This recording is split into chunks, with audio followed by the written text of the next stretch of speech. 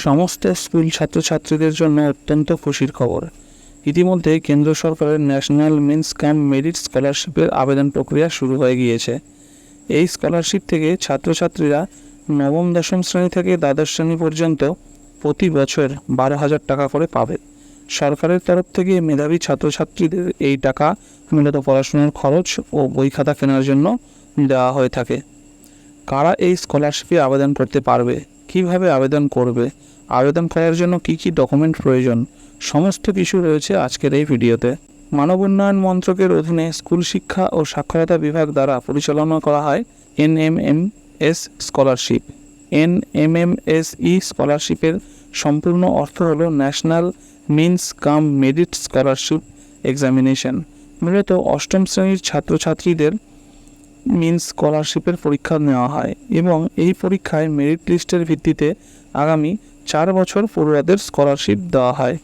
স্কলারশিপের পরিমাণ: অষ্টম শ্রেণীতে NMMSE স্কলারশিপের পরীক্ষায় উত্তীর্ণ পড়ুয়াদের নবম শ্রেণী থেকে দ্বাদশ শ্রেণী পর্যন্ত মোট 4 বছর 12,000 টাকা করে দেওয়া হয়। অর্থাৎ 4 বছরে ছাত্রছাত্রীরা এই স্কলারশিপ থেকে মোট 48,000 টাকা পাবে।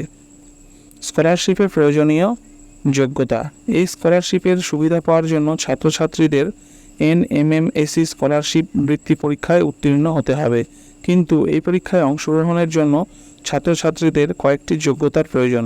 কী কী যোগ্যতার প্রয়োজন সেটির বর্ণনা আপনাদেরকে করছি। ছাত্রছাত্রীদের অবশ্যই ভারতের স্থায়ী বাসিন্দা হতে হবে এবং সরকার স্বীকৃত স্কুলের পাঠরত হতে হবে। 2. ছাত্রছাত্রীদের অবশ্যই বিগত পরীক্ষায় অর্থাৎ সপ্তম শ্রেণীর পরীক্ষায় 55% নম্বর নিয়ে উত্তীর্ণ হতে হবে। এক্ষেত্রে SC/ST ছাত্রছাত্রীরা 5% ছাড় পাবে। আবেদনকারীর পরিবারের বার্ষিক আয় 3,50,000 টাকার নিচে হতে হবে। অনলাইনে আবেদন প্রক্রিয়া: কিভাবে অনলাইনে আবেদন করব?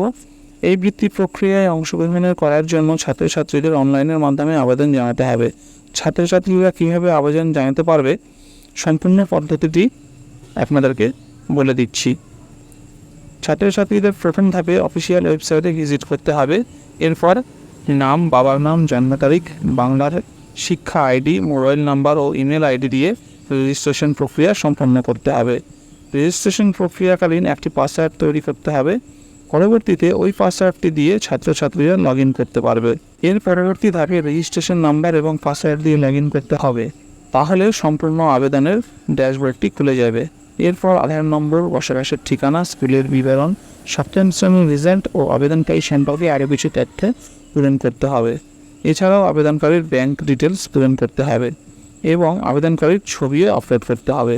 সবশেষে সাবমিট অপশনে ক্লিক করে আবেদনপত্রটি সাবমিট করতে হবে এবং আবেদনপত্রের প্রিন্ট আউট নিয়ে নিতে হবে। ডকুমেন্ট কী কী আপলোড করতে হবে? এর পরবর্তী ধাপে ছাত্রছাত্রীদের আবেদনপত্রের প্রিন্ট আউটে স্কুলের প্রধান শিক্ষকের সই করিয়ে সেটি আবার আপলোড করতে হবে। এর সঙ্গে ভিডিও ইনকাম সার্টিফিকেট আপলোড করতে হবে। এর সাথে যদি কাস্ট সার্টিফিকেট থাকে তাহলে কাস্ট সার্টিফিকেটও অবশ্যই আপলোড করতে হবে। এই ছিল আজকের ভিডিওটি ভালো লাগলে অবশ্যই লাইক করে দেবেন এবং চ্যানেলে নতুন হয়ে থাকলে চ্যানেলটিকে সাবস্ক্রাইব করে নেবেন। তাই দিন ভালো থাকবেন, সুস্থ থাকবেন।